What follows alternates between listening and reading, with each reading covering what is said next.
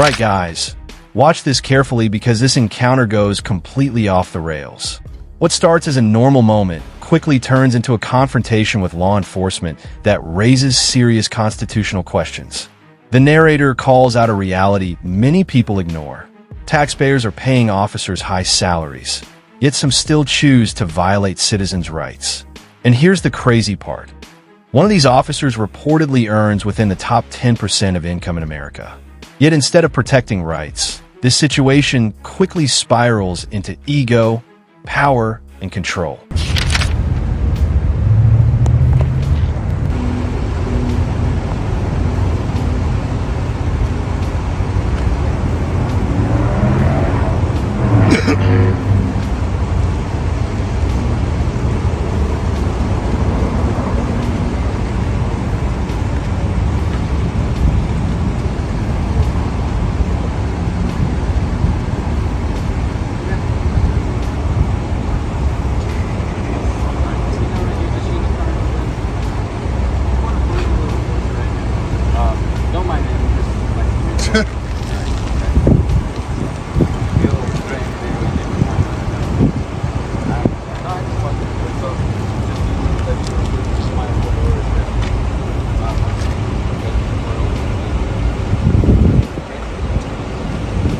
Were you just coaching her to feel threatened? Real quick, can you just move out of my workspace, please? I like to work out of my passenger door, okay? You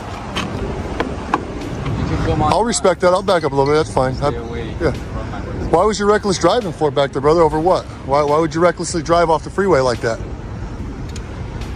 Over monetary gain? Is it over a monetary gain? Okay. What's that? Don't stand behind me. I'm gonna let you record all you want. Okay, you're on camera too. That's fine. Okay. Yeah. Just don't stand behind me. Alright, officer safety. Okay. I'm not worried about officer safety. What you're capable of. I don't. Now the situation begins escalating as the officer approaches and immediately demands space around his patrol vehicle. The citizen respects the request and steps back, but the officer quickly shifts the conversation toward accusations of reckless driving. The citizen pushes back, asking the obvious question, reckless driving over what exactly? The tension becomes obvious as both men challenge each other's claims. And this is where things start getting interesting, because the citizen is documenting everything, making it clear that the officer's aggressive driving earlier is exactly why the camera is rolling. I don't know who you are and what you're capable of either, sir. You gotta understand that. What I just seen back there was very aggressive driving over what? A traffic infraction? Reaction. You are giving me a Telling you reaction. what you can and cannot do. Your aggressive driving is why you're being filmed right now. So, and you can't depict or decide what I can and cannot do as long as I'm not breaking the law.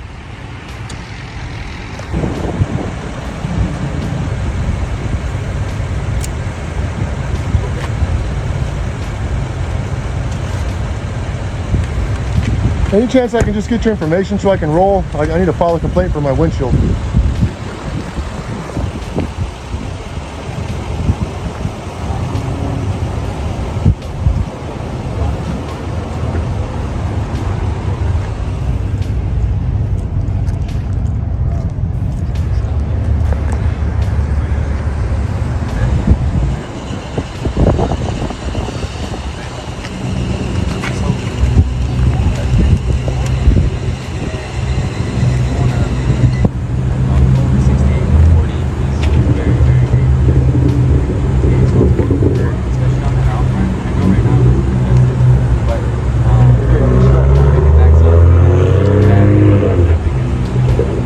Pretty good until this guy caught me off and spit a bunch of rocks in my face exiting the freeway like a psychopath.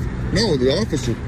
The officer's the one who did it. He came off of I-19 onto Irvington, onto the As the conversation continues, the citizen begins explaining why he's filming in the first place. According to him, the officer had just exited the freeway dangerously, kicking rocks and debris onto his windshield while chasing another vehicle. He wants accountability and even asks for the officer's information to file a complaint. But instead of addressing the complaint calmly, the officer keeps pressing forward as if the citizen himself is the suspect. And just like that, the situation transforms from a complaint into a confrontation. Irvington off-ramp through the rocks, over everything. You sergeant? Well, I mean, those 3 bars say something. You know Escobosa then, eh? I don't like that guy. So I need his information. His You don't like Escobosa? no. Why not? He beat me in the back of the head while I was on the ground. When were you? This was 2 years ago, 2020. Out here? Huh? Out here? Yep. Right on I-10, and now what's he doing now? What's he doing to my vehicle now? Let's go talk to him. Look, don't get up on it. What's that? Get close. Oh, well, he's right behind my... No, I'm going to the back of my truck. What are you doing here, sir? What are you doing here? He's doing his job. Don't worry about what he's doing. I've got an exemption, dummy. I've got an exemption. And you're about to fuck up a federal investigation. Is that what you want? Yeah, we can do that. You can fuck up a federal investigation, yeah? In the middle of our duty. What's your name and your badge number now? Trooper Via. Trooper Badge Via? Number 10668. 10668. Is it in your policy to write it on a card or to provide me with a card? It's not within policy, but I can. Is it in your policy for him to provide it to me in his card? Okay, what's that badge number again? You're getting pulled over right now. You are being detained. I'm being pulled over and I'm detained. Yes, I saw you exit the driver's seat of the vehicle, and I can't see into the car. Okay. Yeah, and I have an exemption. You see these burns? Okay. I have an exemption. So, Let's take a look at your paperwork. no, you're not taking a look at anything. I'm not in my... Then the citizen recognizes the officer from a previous incident, claiming this same officer assaulted him years earlier. That revelation raises the tension even higher. Suddenly, the officer begins questioning him again and demanding identification. The citizen immediately challenges the legality of the stop, pointing out something critical. He was never actually pulled over. According to him, he was already outside his vehicle when contact happened. That detail becomes extremely important because it undermines the officer's justification for demanding documents. Vehicle, it never happened. What? He's pulling you over. You're going to provide driver's license, registration, insurance. He did not pull me over. Yep, right now, he just told you to do. He did not pull me over. I was standing out here. Pulling you over right this second. I'm outside of a vehicle. Never was in a vehicle when I made You contact. exited the driver's seat of the vehicle. I saw you, so you can't say that you weren't driving this You car. told me this was your car. So just provide me the documents, sir. Don't make this more difficult than it has to be. So because you exited the freeway and spit rocks all over my windshield, trying to chase that car down, are you going to admit that or not? Did you just spit rocks all over my truck right now, exiting the freeway on a non-exit? How am I supposed to know whether I spit rocks or not? You exited the freeway over a gore area, through the gravel, He can and do that. over the hills. If he wants to, he can do that. And you can endanger the general public. Can you let me talk? Yes. I also had my emergency equipment activated because I'm trying to catch a car that's going. You actually didn't. You turned it on as soon as you got on the off-ramp. You went over all that stuff without your emergency equipment on, and I've got it on dash cam. Okay. So Well, my mistake then. You're right. that's not a mistake, sir. That's very dangerous. That is dangerous to the public safety. You are state trooper, a branch of the I'm Department of giving Public you- Safety. I'm giving you the right. You're in the right. I'm in the wrong. Okay, thank you. Move on. Thank you for that. Okay, then we can move on. Now, you can't create a crime off of you making that mistake. License, registration, insurance. So you're being pulled over.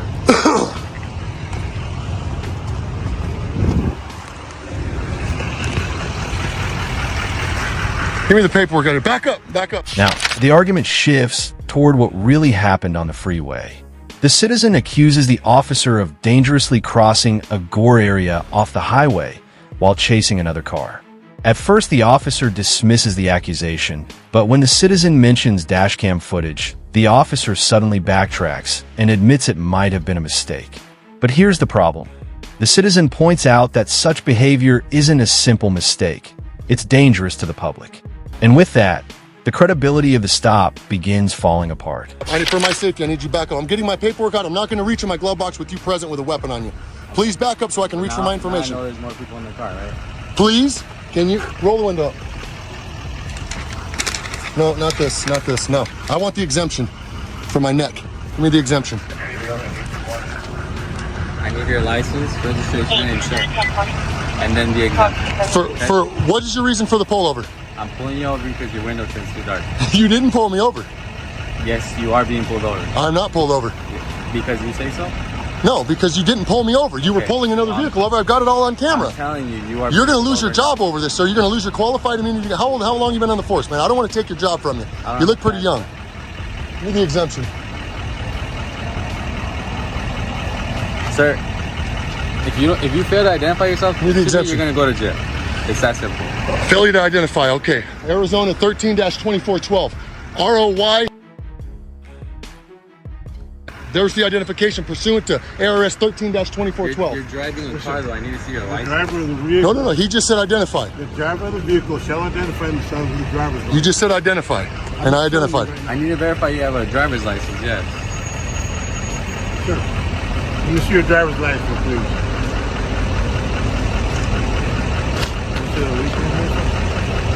Give me the information. You need to provide driver's license, please. Next comes the legal battle over identification. The officer insists on driver's license, registration, and insurance, but the citizen calmly cites Arizona law, specifically 13 to 2,412 Argentine pesos. According to him, a person only has to identify themselves if they are suspected of committing a crime. He verbally provides his name, but refuses to dig through the glove compartment while multiple armed officers stand inches away. His argument is simple. Reaching suddenly could be misinterpreted, and he refuses to risk his life over a minor civil issue. Roll this window all the way down. If you guys would back away from me a little bit, I'd feel a little more comfortable to reach, because I don't want you thinking I'm reaching for a gun. I can reach for it if you back up a little bit. I have no problems doing that. You are doing this, you are making me under duress right now. I need to reach in there into a little sealed area, and I need to be away from you guys because I'm not reaching for anything with 3 armed thugs in front of me here. I need the exemption.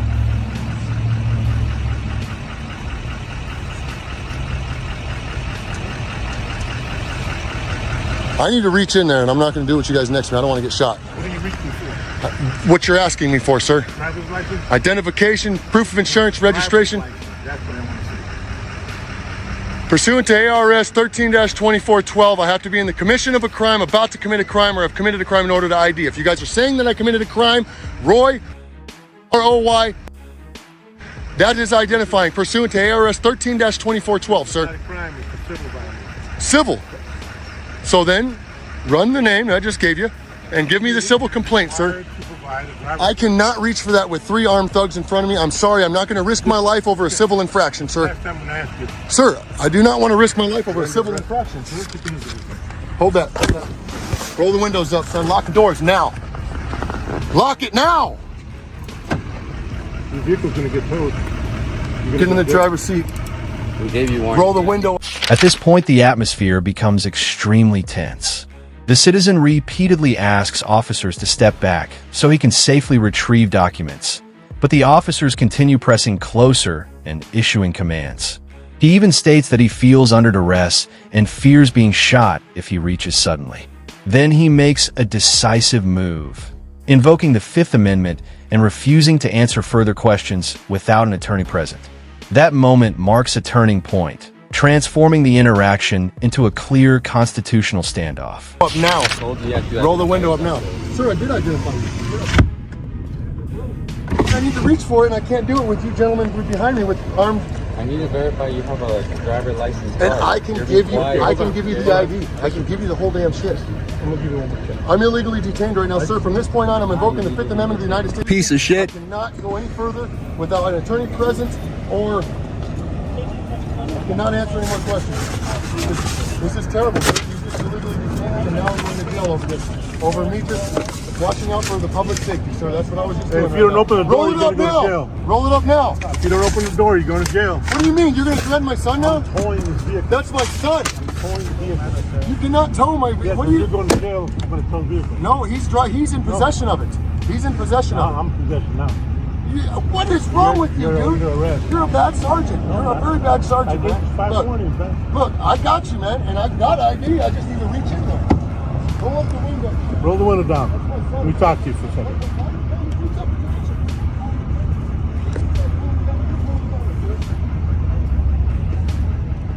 In the final moments, the citizen warns the officers that their actions could lead to a major lawsuit.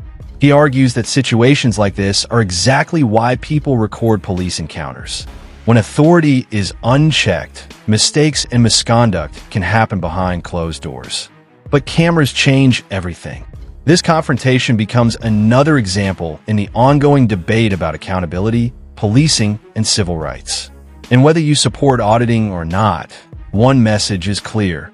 Knowing your rights can completely change the outcome of an encounter.